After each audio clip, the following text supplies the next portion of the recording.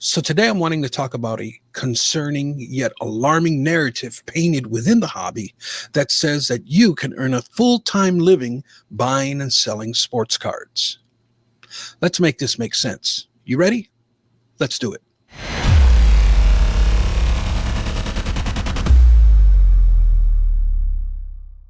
Hey, so before we begin, I want to send a shout out to Flipping Steve, who really inspired this video.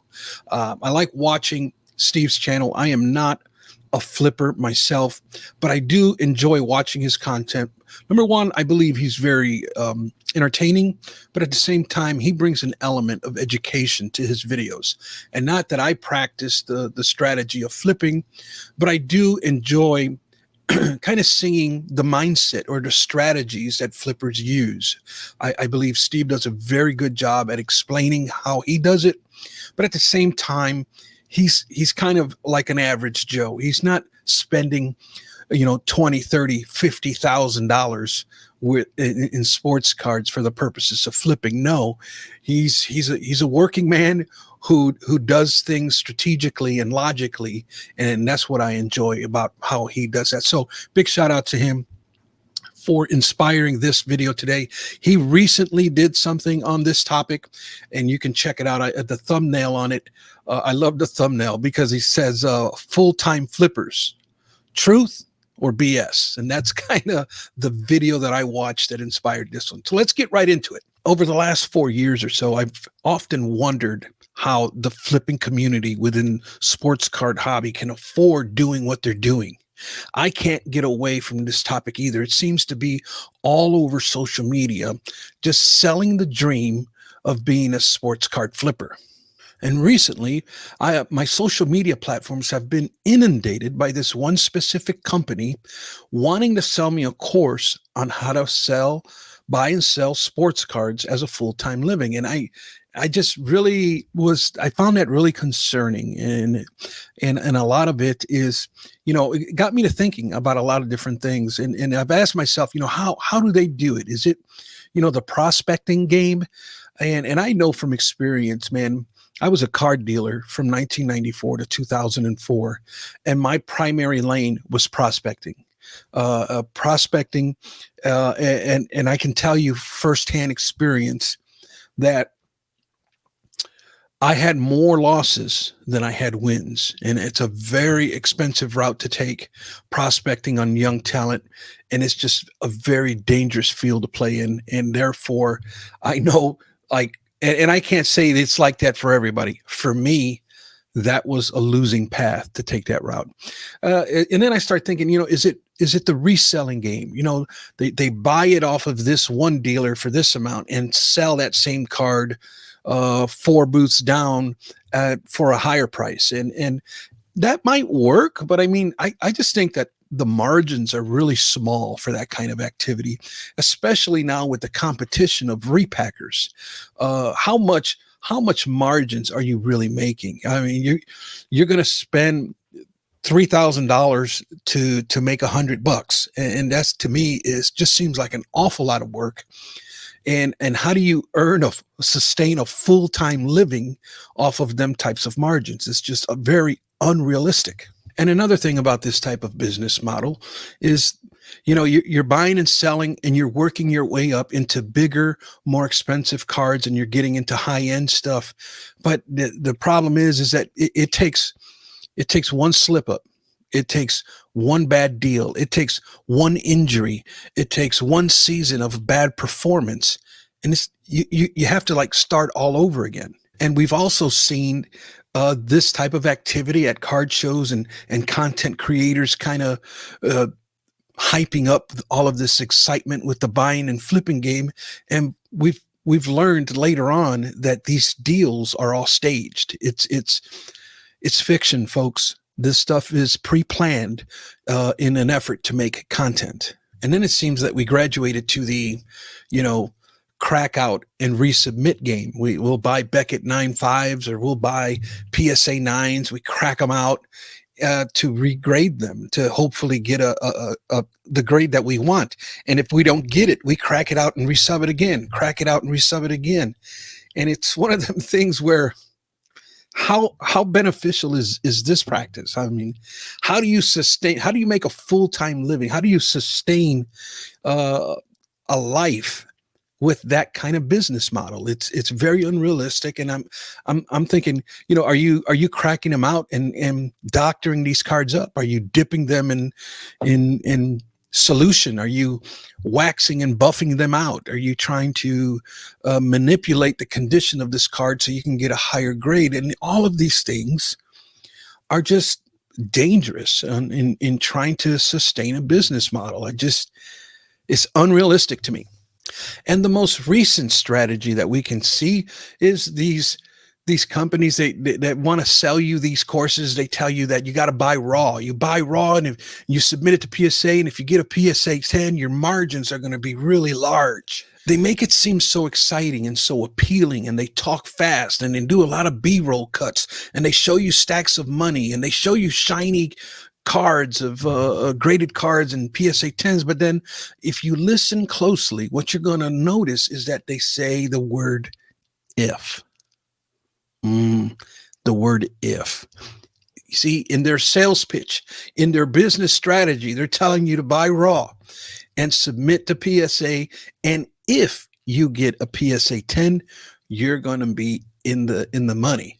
So that's alarming, because that's risky business, is to run it thinking that you're going to get a 10.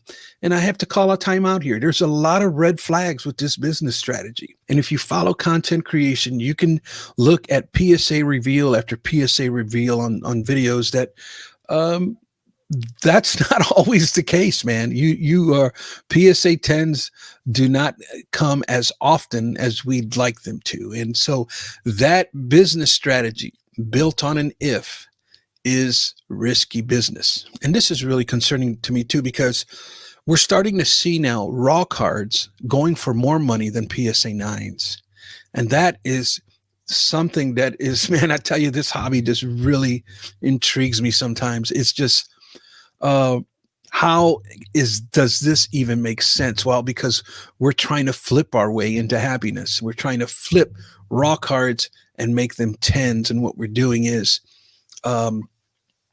now PSA 9s have less value than a raw card, because the chances of getting a 10 are probably higher with the raw. I'm assuming. I don't know. Doesn't make sense to me. But I know you can't do much with an off-centered card. You can't do much with edges. But if you're going to have a centered 9, I'm assuming centered 9s probably go for a little more. It's always been historically, where PSA 9s were typically at the same cost of raw most of the time, but not all the time, or they would actually be a little bit more than raw. And now, with all the shenanigans of being this big flipper, that role is kind of reversed now, oddly enough. We have some flippers that will boldly declare, that they can afford to do it because they're not poor. And it's just unfortunate for those who are poor, but them personally, they can afford to do such a strategy. And hey, that's cool. I can understand that. But then I would love for them to lead off with that, right?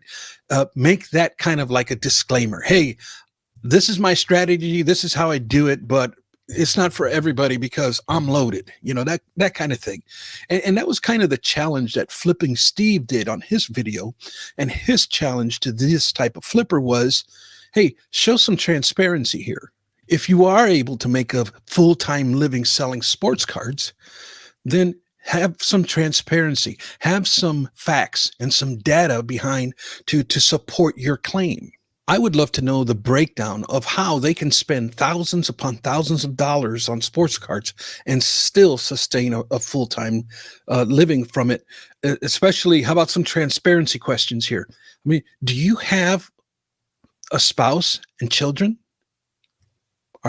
Is that part of the equation here? How about a mortgage? Do you have a mortgage that you're responsible for paying? Do you have a vehicle that you got to maintain and perhaps make a car note, and God forbid you got to make a car note and make a repair? How about some transparency on food and health care or your utility bills? How about a Roth IRA or a 401k.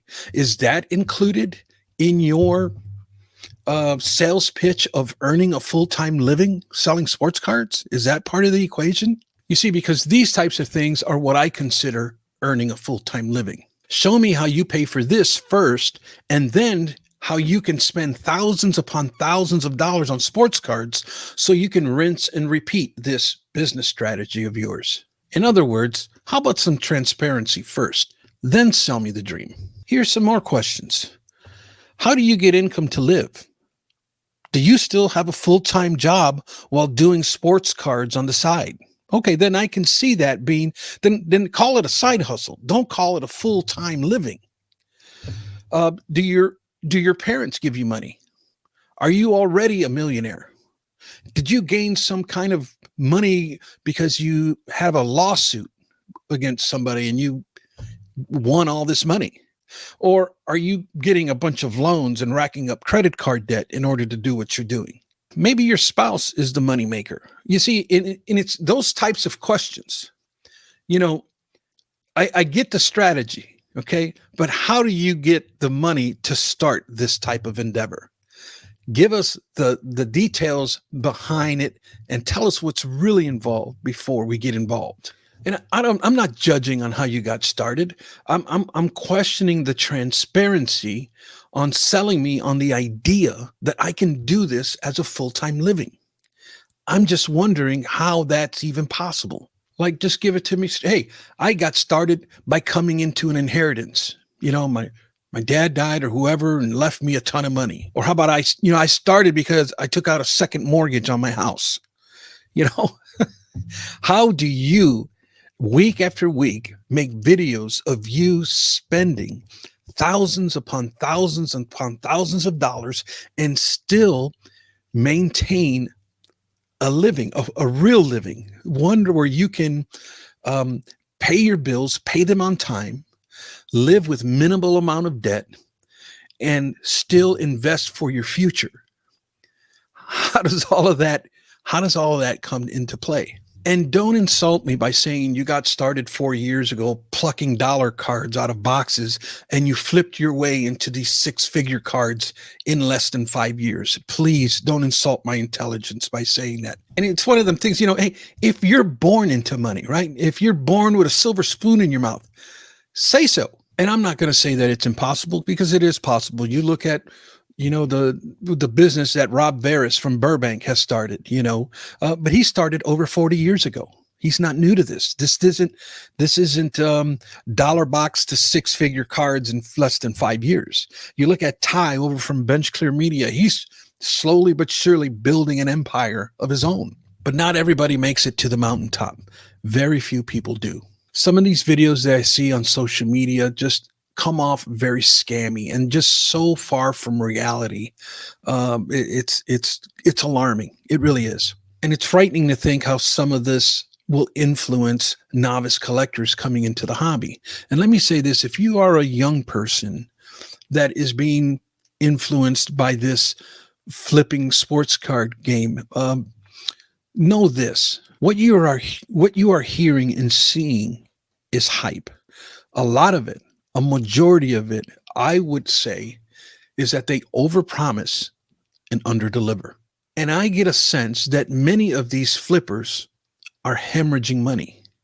So please consider your steps carefully going forward. They may have been able to start a living selling sports cards, but that's not the complete story.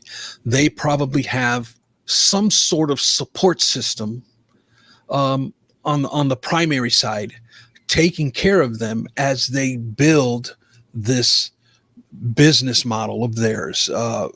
But I just find it hard to believe that you can start doing this without having a full-time job and still sustain earning a living. I think there's we're not getting the complete story. It is my point. And not to say that it's impossible, but I'm going to say that it's highly unlikely that in the long run, okay, I'm talking 10, 20, 30 years down the road, it's very unlikely that most will be able to sustain this kind of hemorrhaging of money without some type of support system. That's all I really have for today. It's more of just the concerns, alarming. It's stuff that I've always thought about, but have never really put it on video. And then when I seen Steve's video, it just kind of triggered. And those are the kind of things that I like to look for when I'm creating content. I'm looking for things that inspire me, that challenge me to think things through at a deeper level. And that's the kind of stuff that's the kind of content that I like to create. With that said, I am working on the video for the ultimate rookie card checklist of Anthony Edwards. That video, I'm going to try to get that. I don't want to promise, but I am working on it. I wanted to get it released this week, but unfortunately, I have not had the time to put into it. I have started it, but it is not finished. And the reason why is because this kid has so many cards created of him on his rookie season that it is a daunting task to tackle, but I am going to tackle it. So please stay tuned for that video. And with that said, that's going to be it for this one. I appreciate you guys tuning in. Please subscribe and all that good stuff. Hit the thumbs up if you enjoyed this video. Share it with a young person. If you know, I might be just preaching to the choir here, but if you know a young collector who's considering flipping and starting this kind of business strategy, share this video with them. Just maybe some things that they can perhaps consider before they jump in, right? With that said, thanks for tuning in. And remember, not all rookie cards are created equal. Until next time, buenos nachos, muchachos. The true Jordan rookie from 1985. Bullshit.